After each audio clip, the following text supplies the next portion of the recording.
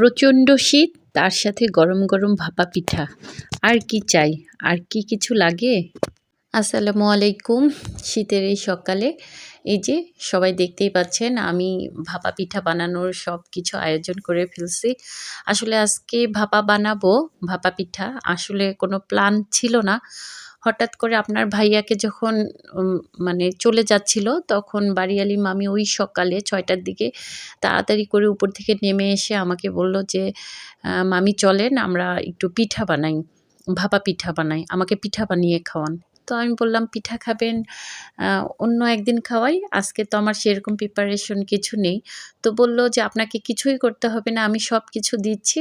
আপনি শুধু আমাকে একটু বানিয়ে খাওয়াবেন বা আমরা দুজন মিলে একসাথে বানাবো। আপনাকে কি হেল্প করতে হয় করব, কিন্তু আপনি আমাকে পিঠা বানিয়ে খাওয়াবেন।"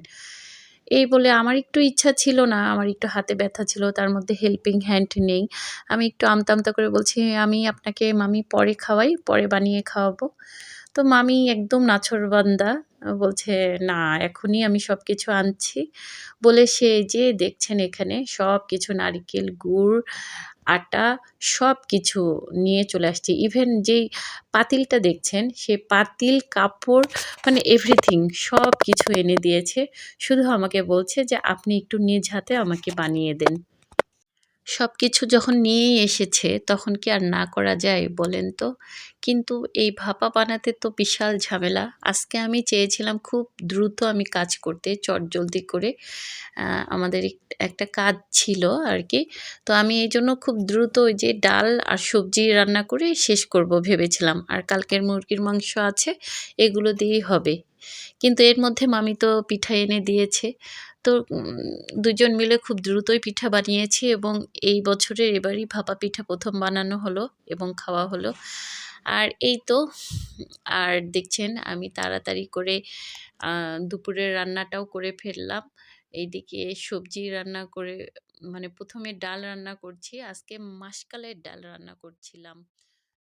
শীতের মধ্যে এই মাসকালের ডালটা খেতে কিন্তু খুব মজা লাগে। এই যে, আর আমি কিন্তু দেখেন মাসকালের ডাল যখন বাগার দেই, তখন পেঁয়াজটা একদম লাল করি না। একটু হালকা ইয়ে থাকে, তাতে এই যে আমি এখনই ডালটা দিয়ে দিব। এতে টেস্টটাও ভালো হয়। আর আমি পেঁয়াজ একদম শেষে শুধু এই যে যখন বাগার দেই, ঠিক এই সময়টাই দেই। তাছাড়া মাসকালের ডালে শুধু আদা আর রসুন দিয়েই করি। তো আজকে আমি আর বেশি কিছু তো আগে থেকে চিন্তা করে রাখছিলাম। ডাল, মাসকালাইয়ের ডাল, বাঁধাকপি ভাজি আর শুধু বেগুন ভর্তা করব। এগুলোই চিন্তা করে রেখেছিলাম যে এগুলোই খাবো। আর ঠিক এই কয়টা জিনিসই আজকে আমি রেসিপিতে রেখেছি। এর বাইরে আর কিছু করিনি। যেহেতু সহজেই সবকিছু করতে চেয়েছি, এইজন্য এগুলো। যাই হোক, আমার রান্নাবাড়া তো শেষ করেছি, কিন্তু বাড়িঘরের যে অবস্থা হয়েছিল আপনাদের দেখালামও, হয়তো বুঝতে পেরেছেন। আটা মেখে সবকিছু একাকার। তো এই ছিল আজকের আমার পিঠা বানানো থেকে রান্নাবাড়ি সবকিছু। সবাই ভালো থাকবেন। আল্লাহ হাফেজ।